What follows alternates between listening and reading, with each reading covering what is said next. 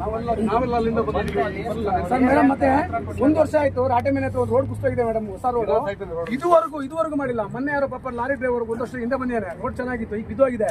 ಆ ಬಿದ್ದೋಗಿದೆ ಅಂತ ಬೋರ್ಡ್ ಹಾಕಿಲ್ಲ, ಅವ್ನು ಪಾಪ ಕೆಳಗೆ ಬಿದ್ದಾನೆ, ಏನು ಸತ್ತೋಗಿಲ್ಲ ಪಾಪ. ಈ ತರ ಬರೀ ಕಳಪೆ ಕಾಮಗಾರಿ ಮಾಡ್ತೇನೆ, ಒಂದು ಪಿಲ್ಲರ್ ಹಾಕಲ್ಲ, ಬರೀ ತಂತಿ ಮೆಸ್ ಹಾಕ್ಬಿಟ್ಟು ಕಲ್ಲಾಕ್ಬಿಟ್ಟು ಕಟ್ತಾರೆ. ಏನ್ ಶೋಕಿ ಫೋಟೋ ತೆಗಿಯಕ್ಕೆ ಮಾಡ್ತಿರೋದು? ಯಾರು ಪ್ರಾಣ ಜೊತೆ ಆಟ ಆಡ್ತಾರೆ ಅವರೆಲ್ಲ?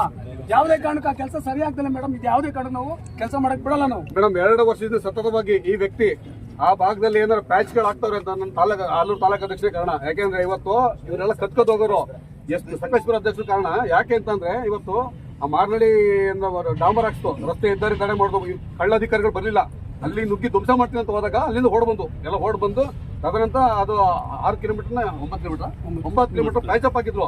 ಇವತ್ತು ಈ ರಸ್ತೆಗಳು ಎಷ್ಟು ಕಿತ್ತೋಗ್ತಾ ಇದೆ ಅಂತ ಇದು ಕಿತ್ತೋಗ್ತಾ ಇದೆ. ಆಮೇಲೆ ಇವರು ಪಿಲ್ಲರ್ಗಳು ಹಾಕ್ತಲೆ, ಹಳ್ಳಗಳಲ್ಲಿ ಏನಾಗಿದೆ ಅಂತ ಪಿಲ್ಲರ್ ಹಾಕ್ಲೇ ಕಟ್ಟಿದ್ದಾರೆ, ಅದು ಕುಸಿಯುತ್ತೆ. ಆ ಕುಸಿದಾಗ ಅದು ರಿಪೇರಿ ಮಾಡ್ತಿರ್ತಾರೆ, ಟೋಲ್ ವಸೂಲಿ ಮಾಡ್ತಿರ್ತಾರೆ. ನಮ್ಗೇನು ಅಂತ ಅಂದ್ರೆ ರಸ್ತೆ ಒಂದ್ಸಲ ಇಲ್ಲ ಹಾಸನದಿಂದ ಏನಿದೆ, ಶಾಂತಿರಾಮ ಟೋಲ್ ಏನಿದೆ, ಅದು ಮಾರ್ನಳ್ಳಿ ತನಕನೂ ಎಲ್ಲ ಮುಗಿದ ಮೇಲೆ ಒಂದು 6 ತಿಂಗಳು ಟ್ರಯಲ್ ಆಗ್ಬೇಕು. ಯಾಕೆ ಅಂತ ಅಂದ್ರೆ ಎಲ್ಲೆಲ್ಲಿ ದೊಡ್ಡ ವೆಹಿಕಲ್ಗಳು ಬಂದ್ರೆ ತುಂಬಾ ಖುಷಿಯಾದ ಜಾಗ ಇದೆ.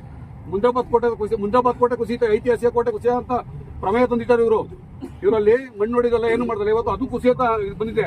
ಅದು ಕುಸಿದ್ರೆ ಬೇರೆ ತರ ರೀತಿಗಳು ಆಗುತ್ತೆ.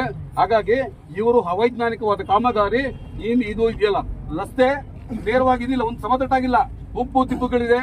ಎಲ್ಲಿ ಸೇತುವೆ ಬರುತ್ತೆ ಆ ಸೇತುವೆ ಹತ್ರ ನೀವು ಗಾಡಿಲಿ ಏನಾದ್ರು 60 ಕಿಲೋಮೀಟರ್ ಸ್ಪೀಡ್ ವೇಗದಲ್ಲಿ ಬಂದ್ರೆ ಆ ಗಾಡಿ ಆಗ್ತಾ ಇದೆ, ಅವನ್ ಸರಿಪಡಿಸಬೇಕಾದ್ದು ನಮ್ ಕರ್ತವ್ಯನ ಇವ್ರ ಕರ್ತವ್ಯನ.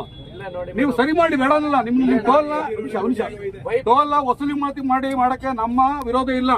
ನಾವ್ ಹೇಳ್ತಾ ಇರೋದು ರಸ್ತೆ ಪರಿಪೂರ್ಣ ಆದ್ಮೇಲೆ ಟೋಲ್ ವಸೂಲಿ ಮಾಡಿ, ಸರ್ಕಾರದ ನಿಯಮ ಏನಿದೆ ಆ ನಿಯಮದ ಪ್ರಕಾರ ಮಾಡಿ. ನಿತಿನ್ ಗಡ್ಕರಿ ಅವರು ಮಾರ್ಚ್ ಇಂದ ಒಂದು ಅಪ್ಲೈ ಹೇಳಿದ್ರೆ ಏನಂತಂದ್ರೆ 60 ಕಿಲೋಮೀಟರ್ ಒಂದು ಟೋಲ್ ಮಾಡ್ತಾರೆ, 60-70 ಕಿಲೋಮೀಟರ್ ಟೋಲ್ ಮಾಡ್ತಾರಂತೆ.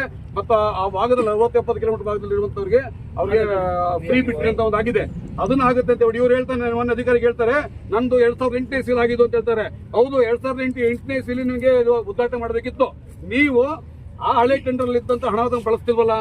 ನಿಮ್ಮ ಕಳ್ಳರು ಯಾರು ರಾಜ್ ಕಂಪ್ನಿಗೆ ಇರ್ಬೋದು, ಮತ್ತೆ ಕಾಂಟ್ರಾಕ್ಟ್ ಕದ್ದೋದ್ರಲ್ಲ, 4-5 ಜನ ಕದ್ದೋದ್ರಲ್ಲ, ನಿಮಿಷ ಅವ್ರು ಕದ್ದೋದ್ರಲ್ಲ, ಅವ್ರು ಅದೇನ್ ಮಾಡಿದ್ರಿ?